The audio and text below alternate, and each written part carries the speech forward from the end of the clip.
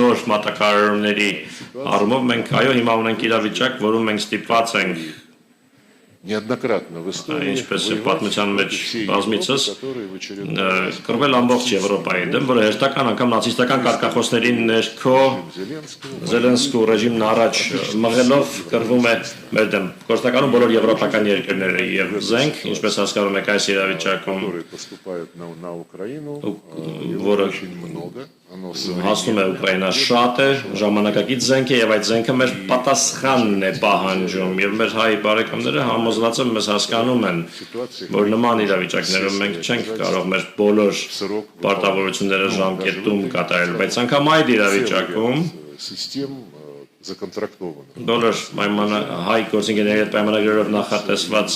համակարգերը փոխանցվում են եւ մենք այդ պրակտիկան կշարունակենք։ Ինչ վերաբերում է Закупки оружия в других այլ странах, երկրներում զենքի գնումներին որևէ խնդիր չկա։ Դա մեր հայ բարեկամների ընտրությունն է, եթե իրենք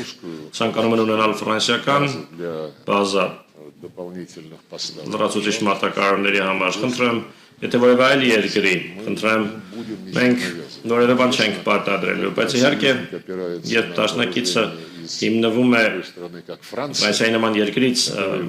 ռազմական մատակարարումների վրա, որը գլխավորում է, այդ երկերը գլխավորում է ճշնամական ճամբարը եւ անձամբ նախագահ Մակրոնը եւ իր բոլոր նախարարները պարզապես ատելություն են շնչում Ռուսաստանի նկատմամբ